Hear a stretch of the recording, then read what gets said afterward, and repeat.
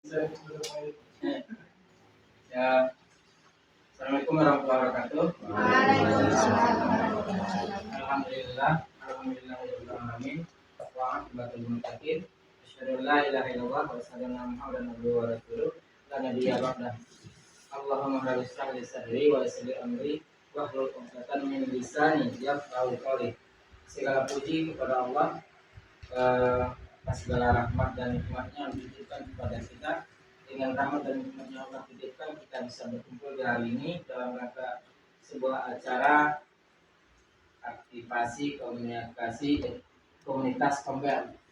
Salawat dengan salam bagi junjungan alam yang telah mendidik umat manusia dari yang tidak beradab dan berperilaku baik hari ini, baik dan memperbaiki sehingga kita menjadi semuanya mudah-mudahan di akhir zaman besok dengan saling memperbaiki dapat syafaatnya Nabi. Allahumma shalli ala sayyidina Muhammad wa ali sayyidina Muhammad.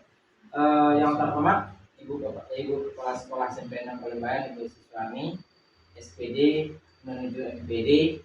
Mudah-mudahan Allah mudahkan urusannya dan tepat waktunya dia wisuda dan kita syukuran ketipu.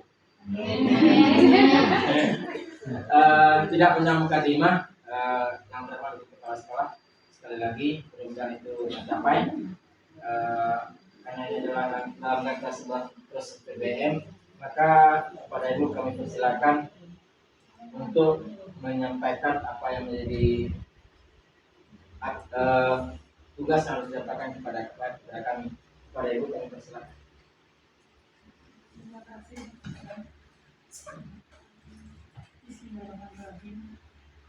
Assalamualaikum warahmatullahi wabarakatuh. Alhamdulillah billahi wa kunna asyhadu la ilaha illallah wa asyhadu anna Muhammadan abduhu wa rasuluh.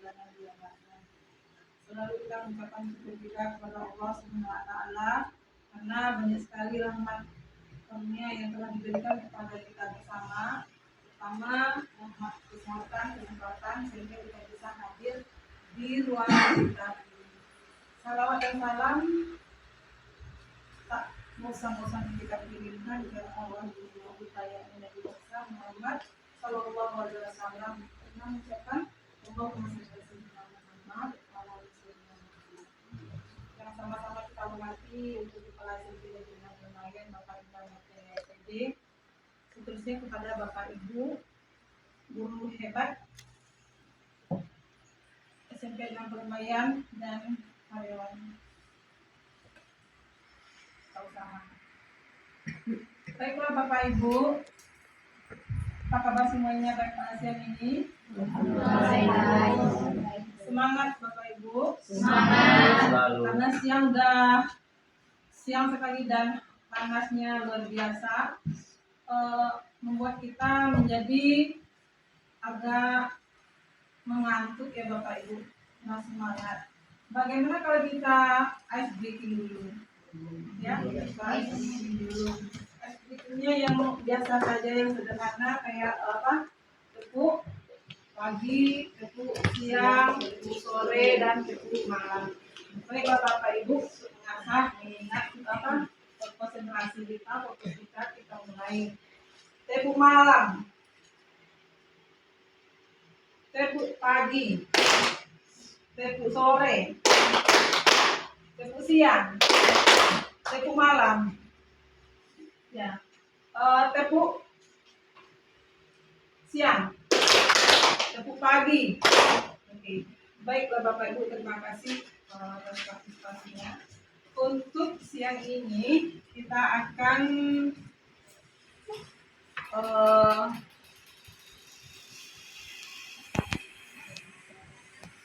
saya akan memberikan presentasinya pada siang ini tentang aktivasi komunitas belajar.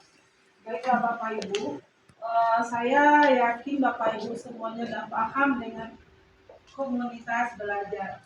Komunitas berarti ada sekelompok, sekumpulan orang-orang. Nah, dalam hal ini di dalam sebuah sekolah.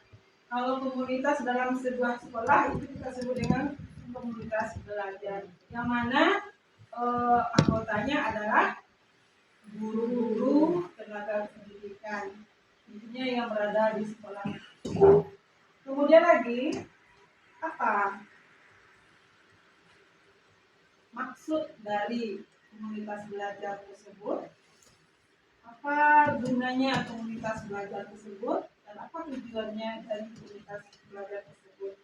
Yang pasti, komunitas belajar adalah sarana tempat Bapak Ibu guru berbagi pengalaman, diskusi, masalah-masalah yang kita hadapi di kelas, di ruangan kelas, dan di lingkungan sekolah, dan juga mungkin berbagi pengalaman antara guru dengan guru yang lain. Mungkin kita pengalaman kita di sekolah lain seperti teman kita yang ada di tempat lain, ada pengalamannya tentang permasalahan anak. Nah, kemudian kita tahunya kita juga dapat permasalahan yang sama. Mungkin bisa kita ambil tekniknya bagaimana mengatasi permasalahan. Kemudian di dalam komunitas belajar ini kita akan juga mendiskusikan masalah pembelajaran, mungkin masalah materi yang akan kita berikan di dalam kelas, atau ilmu-ilmu lain yang mungkin didapatkan oleh teman kita dan kita bagikan bersama di dalam kombel kita ini. Jadi intinya komunitas belajar ini adalah tempat kita diskusi, tempat kita berbagi, ya, tentang bagaimana pembelajaran kita ke depannya lebih baik lagi. Baiklah Bapak Ibu, kita lanjut. Nah, ini karena di sekolah namanya kombel dalam sekolah. Nah, apa itu komunitas belajar? Tadi sudah dijelaskan juga sedikit sebelumnya. Tapi memang komunitas itu adalah sekelompok masyarakat kecil, ya. Sekelompok masyarakat kecil yang di sini di sekolah ada pendidik dan tenaga pendidikan, yang mana belajar bersama dan berkolaborasi secara rutin dan berkelanjutan. Makanya untuk kombel kita ini rencananya kita lakukan dalam satu kali seminggu, ya. Dengan tujuannya yang jelas dan terukur untuk meningkatkan kualitas pembelajaran, sehingga berdampak pada hasil belajar murid, berlandaskan pada 3 ide besar dan 5 dimensi yang menjadi pijakan dan dalam menjalankan seluruh prosesnya di dalam sebuah siklus untuk perbaikan yang berkelanjutan. Jadi Bapak Ibu, di sini kita berusaha sama-sama belajar kita, bagaimana kita meningkatkan kualitas pembelajaran kita di kedepannya. Oke, ada 3 ide besar tersebut. Yang pertama adalah fokus pada pembelajaran. Yang kedua, membudayakan kolaborasi dan tanggung jawab kolektif. Yang ketiga, berorientasi pada hasil pembelajaran murid.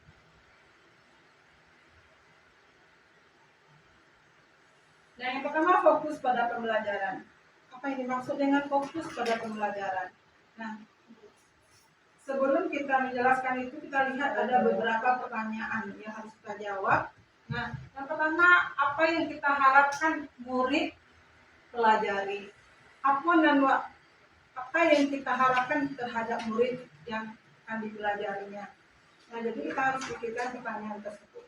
Kemudian, bagaimana kita tahu bahwa murid sudah belajar hal tersebut atau belum? Nah, bagaimana cara kita memberikan pertanyaan supaya kita tahu murid itu sudah belajar atau belum dengan materi kita tersebut. Kemudian lagi, bagaimana respon kita jika ada murid yang tidak belajar? Dan murid kita yang tidak mau belajar, main-main atau mengantuk atau tidur dan segala macam. Bagaimana respon kita terhadap mereka? Kemudian lagi, terakhir keempat, bagaimana kita akan memperkaya untuk murid yang sudah menangis. Nah, kegiatan yang akan kita lakukan terhadap anak-anak kita yang sudah tuntas lah setidaknya dalam pelajaran yang kita berikan. Apa pengayaan yang akan kita berikan kepada anak tersebut. Nah, dan juga di sini juga otomatis anak yang belum paham juga apa tindakan kita yang akan kita lakukan pada anak tersebut. Jadi pertanyaan-pertanyaan inilah yang dimaksud dengan fokus pada pembelajaran.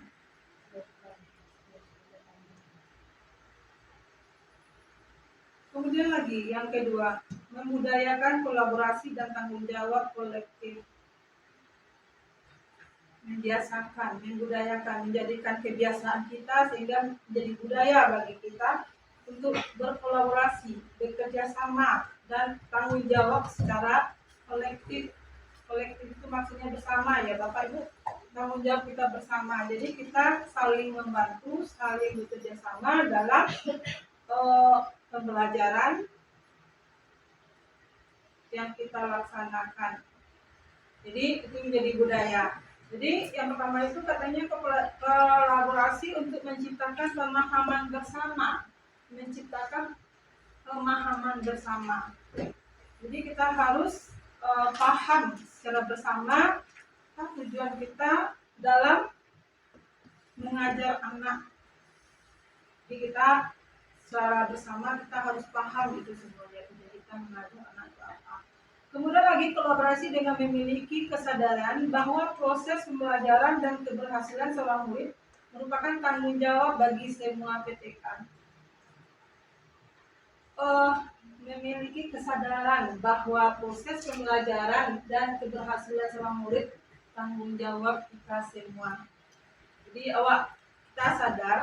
kita sadar bahwa proses pembelajaran dan keberhasilan anak tersebut tanggung jawab kita.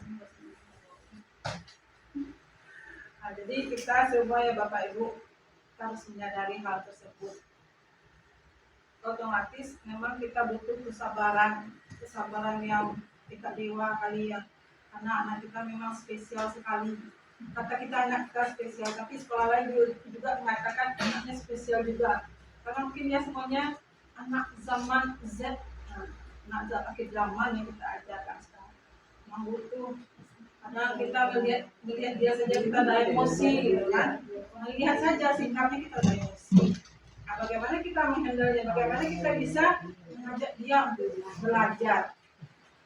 Nah, jadi itu yang kita minta kepada Bapak Ibu, kepada saya juga mungkin ya, karena kita sama-sama menghadapi anak, untuk memiliki kesadaran yang lebih tinggi lagi, kesabaran yang sangat luas sekali, diharapkan kepada kita yang sangat sabar sekali, walaupun kita tahu di otak kita ini banyak permasalahan yang tertumpuk di sana. Belum lagi masalah keluarga, belum lagi masalah anak di rumah, gitu kan. Tambah lagi masalah anak di sekolah. Walaupun demikian, yang pasti tugas kita menyadari, nah, pembelajaran dan keberhasilan siswa tersebut itu tanggung jawab kita. Jadi berusahalah kita sama-sama ya Bapak Ibu untuk lebih meningkatkan kesadaran kita lah untuk hal tersebut, karena tanggung jawab kita. Kemudian lagi, kolaborasi ini diciptakan untuk menghadirkan suasana belajar bersama yang di dalamnya adalah rasa saling ketergantungan satu sama lain. Berarti intinya di sini menghadirkan suasana belajar bersama, sehingga satu sama lainnya saling tergantung dalam pembelajaran. Nah, jadi bagaimana kita menciptakan suasana belajar yang nyaman, yang enak. Mungkin ya kadang kita terbawa emosi juga, kadang permasalahan kita di depan kelas, kadang ya pas masuk lihat berantakan semua, ada sampah bertebaran, laci juga. Melihat itu kita ada momen gitu kan. Jadi kalau dapat ya duduk dulu lah sebentar dulu, melihat suasana yang berantakan gitu kan, duduk dulu. Nah, baru kita pikirkan apa langkah pertama yang harus kita lakukan. Mungkin membereskan sampah-sampah yang ada, mungkin membenarkan meja kursinya yang masih berantakan. Nah, baru kemudian mungkin kita mulai pembelajaran. Jadi suasananya dan nyaman, di saat kita masuk kita emosi kita sudah turun, pada bisa mulai untuk mengajar. Nah, jadi kita ada nyaman, seolah anak juga nyaman juga. Nah, sehingga ada rasa kita dibutuhkan oleh anak. Ada rasa kita juga butuh anak gitu. Nah, berarti intinya di sini ya kita lebih untuk memberikan pembelajaran dengan hati yang ikhlas gitu ya Bapak Ibu ya. Sehingga terpaso lah emosi wak kadang yang nanya tadi wak redam gitu, sehingga ketika suasana kelas yang nyaman dan anak merasa butuh dengan kita. Baiklah Bapak Ibu, yang berikutnya berorientasi pada hasil pembelajaran murid. Nah, selain proses, kan proses itu utama juga dalam sebuah pembelajaran. Nah, hasil juga kita utamakan. Kalau dapat hasilnya kan memang bagus, sesuai dengan tujuan kita apa, harapan kita apa terhadap anak. Kalau dapat hasilnya memang sesuai. Tapi kalaupun tidak sesuai, jadi ada hasilnya, alhamdulillah saja ya Bapak Ibu. Kadang dalam mengajar belum lagi masalah hasil, anak banyak masalahnya. Anak banyak masalah yang harus kita tuntaskan dulu sebelum kita melanjutkan ke yang berikutnya. Nah, jadi sebelum kita mendapatkan hasil, mungkin kita lakukan refleksi awal dulu. Refleksi awal dalam sebuah pembelajaran apa kira-kira Bapak Ibu? Apa yang bisa kita lakukan dalam refleksi awal? Kalau dalam modul bagian awalnya apa itu? Pendahuluan. Pendahuluan itu apa saja yang ada di sana?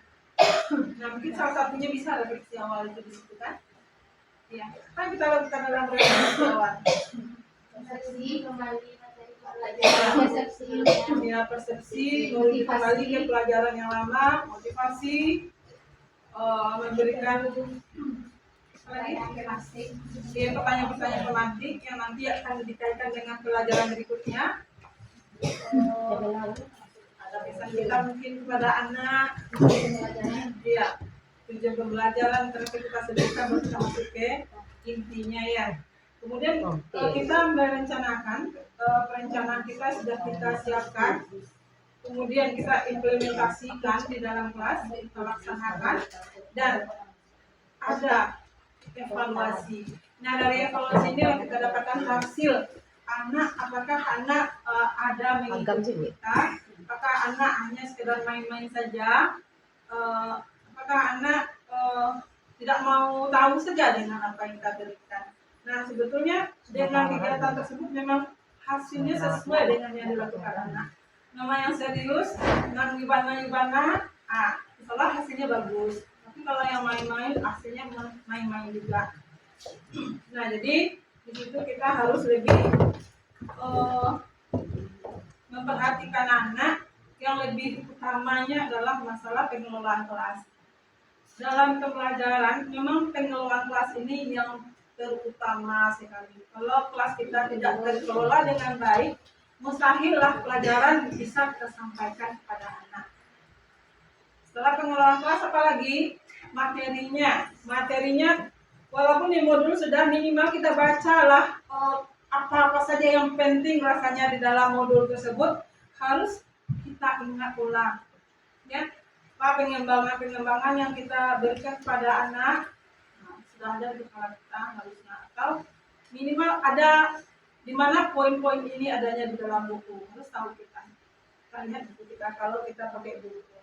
Nah, jadi dari kegiatan tersebutlah kita nanti kalau melakukan evaluasi akan nampak hasil yang benar-benar kalau memang yang memperhatikan nilainya bagus. Kemudian ada 5 dimensi yang harus ada pada komunitas belajar dalam sekolah untuk memastikan setiap ketika dapat menjalani perannya dengan optimal. Yang pertama, kepemimpinan bersama yang saling mendukung. Nah, jadi Bapak Ibu merupakan pemimpin dalam pembelajaran, pemimpin dalam lingkungan kita. Jadi pemimpin dengan pemimpin pun harus bekerja sama bersama-sama mendukung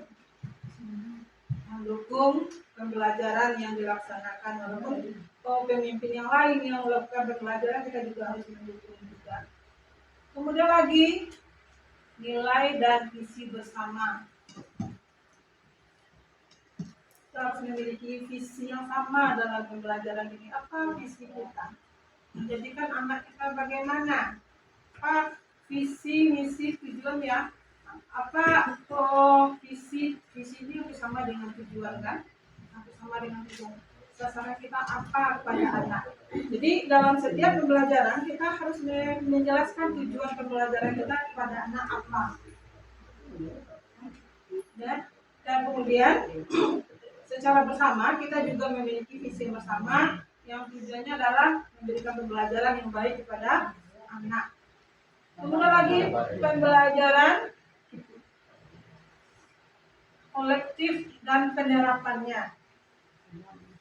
Pembelajaran kolektif, pembelajaran secara bersama ya, secara bersama. Intinya sama-sama kita melakukan pembelajaran terhadap anak. Jadi kalau dapat nggak ada yang berbeda-beda lah antara guru A dengan guru B masalah pembelajaran. Kalau masalah tekniknya mungkin bisa saja berbeda-beda karena kita punya kemampuan berbeda-beda dan punya kepribadian yang beda-beda, cara yang berbeda-beda pula. Yang penting intinya anak kita bisa memahami kita bisa menciptakan suasana belajar yang kondusif. Kemudian lagi berbagi praktek baik. Nah, sekarang ini lagi apanya ya, harus berbagi praktek baik sama kita. Nah, masalah berbagi praktek baik ini juga pernah disinggung oleh Bapak Kabit kita. Beliau menyarankan kita untuk membuat program praktek berbuat baik untuk anak-anak kita. Diceritakan seperti Senin, anak-anak kita ini berbuat baik kepada guru misalkan. Hari pertama hari Senin itu berbuat baik kepada guru, kita sediakan bukunya hari Senin dengan siapa dia berbuat baik, apa kegiatan berbuat baiknya dan kita tanda tangani. Misalkan kalau ke guru apa kira-kira contohnya yang bisa dilakukan oleh anak. Kita bawa buku yang banyak, mungkin ya bawa banyak ketengan. Ada anak kita yang mau, Bu, saya bantu ya Bu. Itu salah satu berbuat baik pada guru. Bisa ditulis di dalam bukunya. Membantu guru membawakan barang-barang yang ada. Nah, jadi kemudian selasanya diberikan lagi berbuat baik kepada temannya. Kalau berbuat baik kepada temannya, namanya apa kira-kira Bapak Ibu? Mungkin kalau dia bawa bekal, depannya satu tidak bawa bekal, dia akan berbagi bekal dengan temannya. Atau mengingatkan tugasnya sudah dibuat atau belum. Nah, itu mungkin yang untuk siswa. Kalau yang berikutnya hari Rabunya mungkin berbuat baik dengan lingkungan, Kamisnya berbuat baik dengan orang tua, hari berikutnya berbuat baik dengan masyarakat. Jadi ini memang disarankan oleh Bapak Kabit kita, nanti kita akan masukkan ke dalam kelas binaan yang Bapak Ibu. Kita apa namanya ini? Pembimbing akademis, apa namanya itu? Kelas binaan atau apa namanya? Ketua binaan anak. Ketua binaan anak.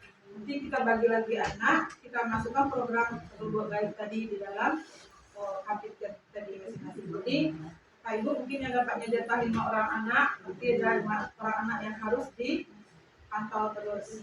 Kemudian lagi kondisi yang mendukung hubungan dan struktur. Kondisi yang mendukung hubungan dan struktur ini maksudnya kondisi sekolah yang mendukung. Ya, kalau kondisi sekolah kita sudah tahu Bapak Ibu semuanya, kondisi sekolah kita seperti ini. Apa yang bisa kita berbuat dengan kondisi kita seperti ini yang kita lakukan yang terbaik saja. Nah, itulah 5 dimensi yang harus ada pada komunitas belajar. Kemudian ada 2 hal yang sangat penting diterapkan di dalam kombel sekolah. Yang pertama, Jadikan data hasil belajar murid sebagai acuan ketika untuk meningkatkan kualitas pengajaran individu. Nah, jadi hasil belajar anak tadi mungkin kalau ujian hariannya kah, ujian unitnya kah, atau ujian semester itu dijadikan acuan untuk meningkatkan kualitas pengajaran individu. Yang bisa mungkin ya ujian harian yang lebih pas kali nah.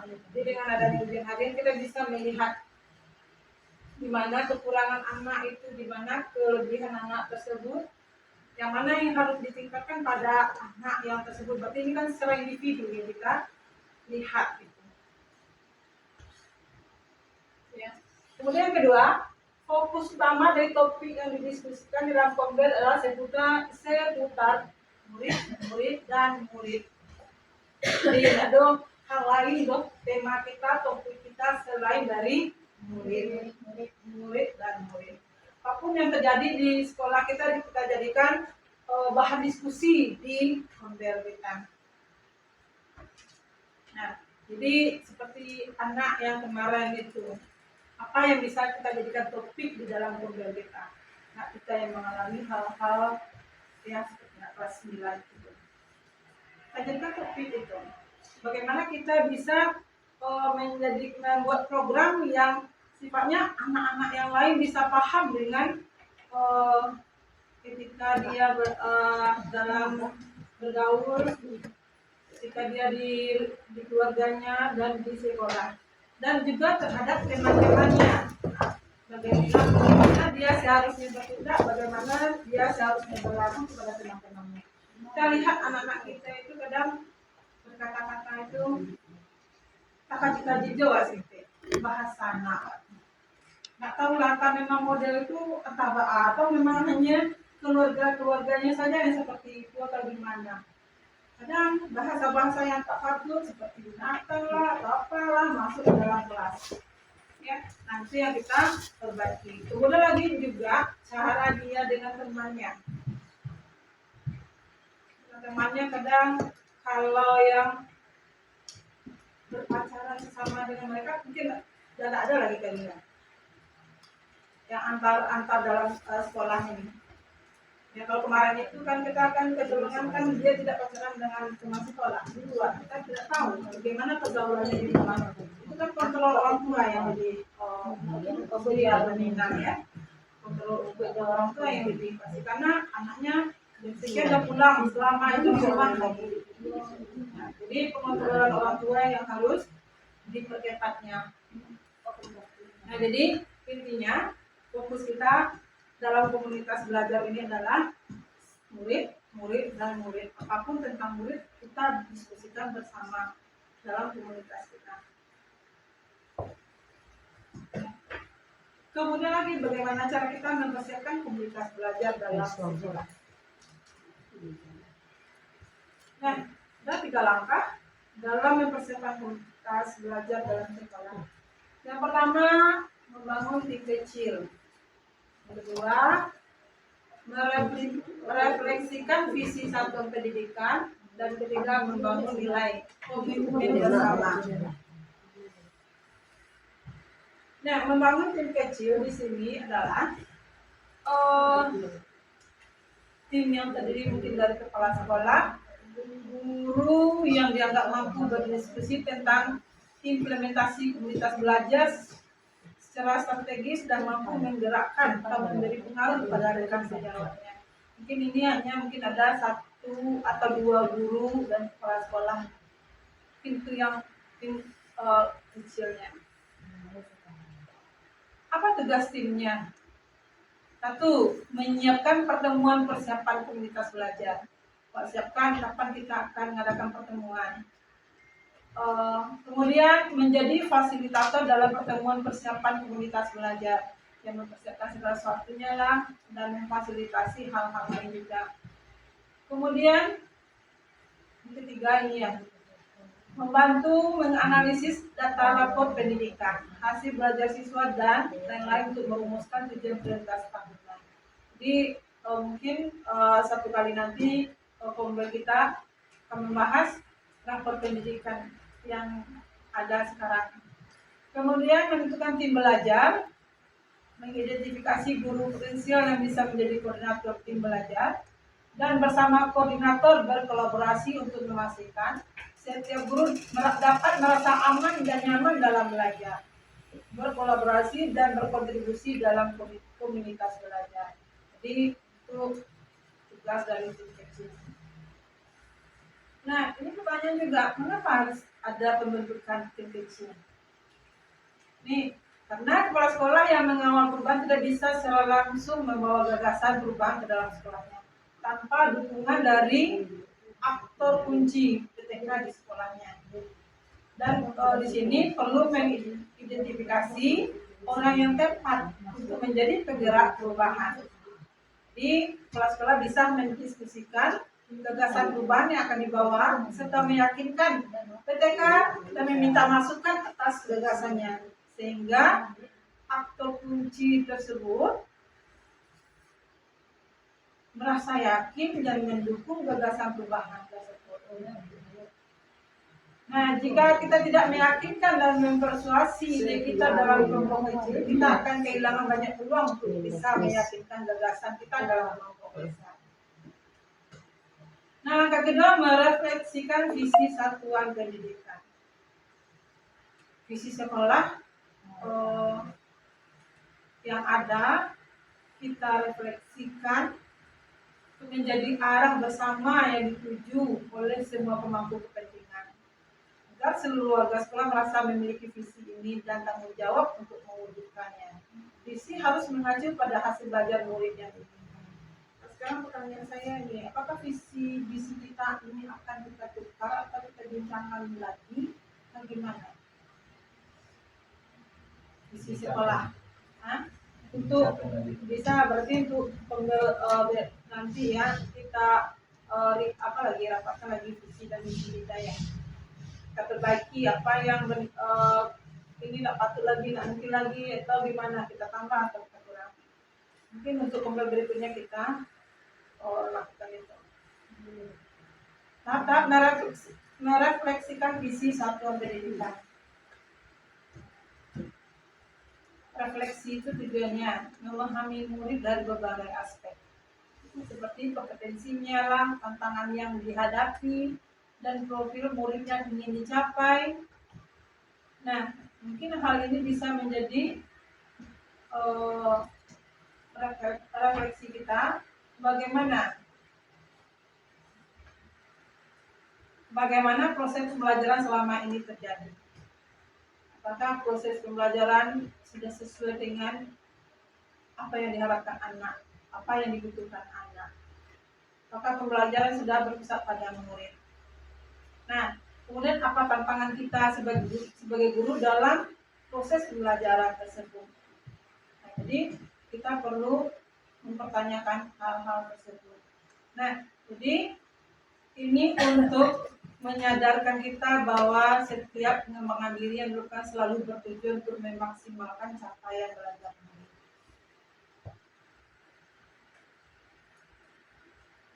Oke, yang kedua, kalau merefleksi visi sekolah mungkin kita lakukan nanti ya. Sebetulnya di awal sekolah itu dalam loka karya itu bisa dilaksanakan refleksi visi sekolah.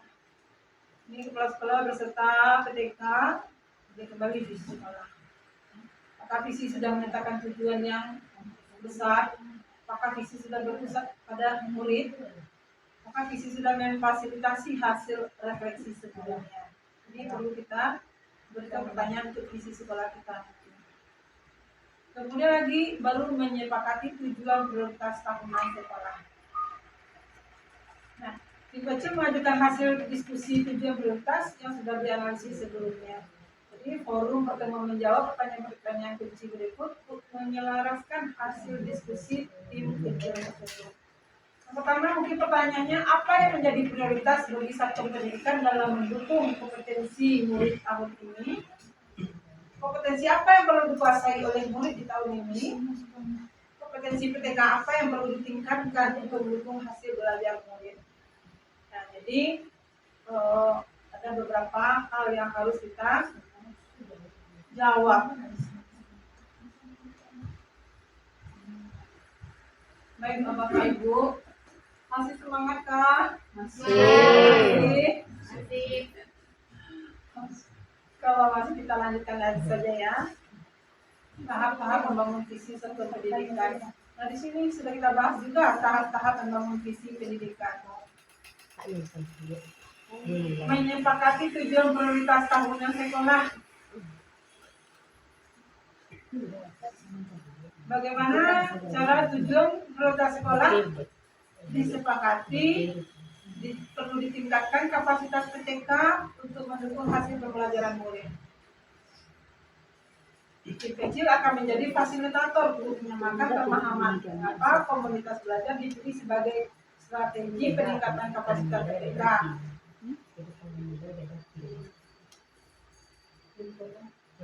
Nah, kemudian langkah ketiga, membangun nilai komitmen bersama.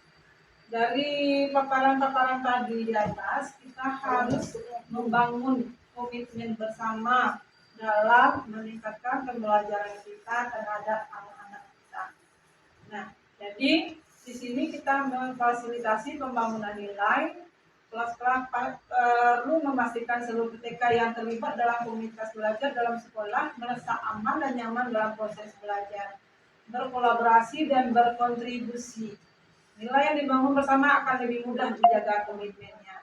Nilai tersebut menjadi acuan berlaku bagi semua pada proses belajar dalam komunitas belajar. Nah, di sini dia diminta memang kesadaran kita membuat komitmen bersama bagaimana pembelajaran kita itu semakin lebih baik ke depannya. Nah, semakin kita merasa aman dan nyaman dalam proses belajar, berkolaborasi yang baik dan memberikan kontribusi yang banyak juga terhadap anak-anak kita. Nah, jadi itulah komitmen yang harus kita jaga bersama.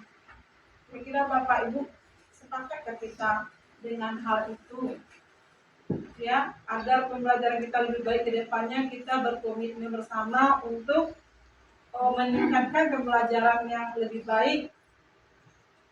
Ya Bapak Ibu, insya Allah ya, kita akan berusaha. Saya yakin Bapak Ibu generasi muda yang tangguh, yang inovatif, yang kreatif, akan mampu untuk menghadapinya.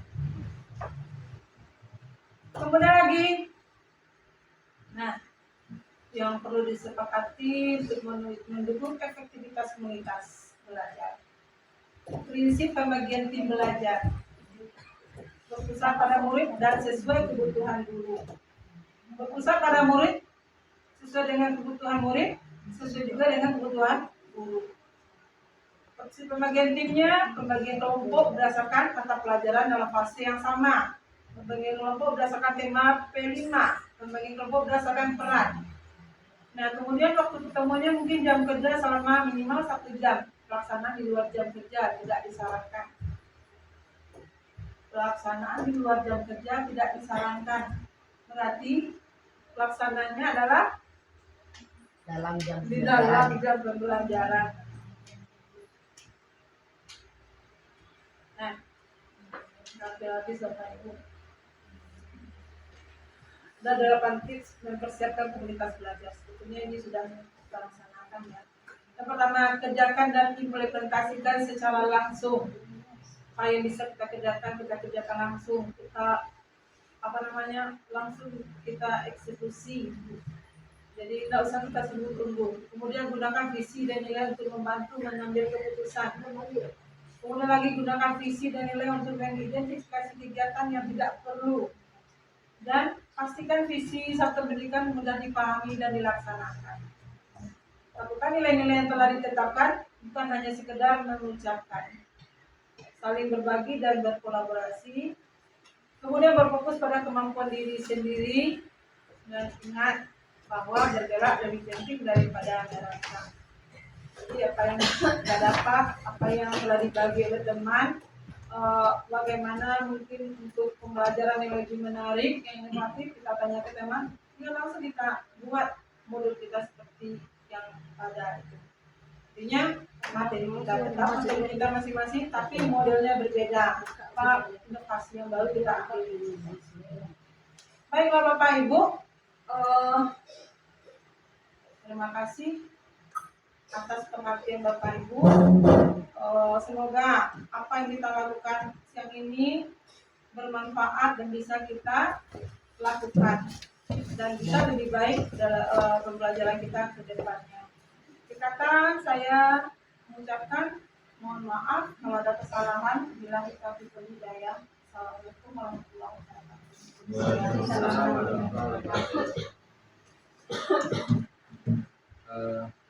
Terima kasih kepada Ibu siswa ini yang telah menyampaikan tentang sekolah kita. Mudah-mudahan apa yang disampaikan bermanfaat dan berguna bagi kita ke depannya pada saat kita melaksanakan tugas dalam prosedur dan mengajar, agar kita bisa mengerti seperti apa maunya anak kita dan apa yang harus kita lakukan.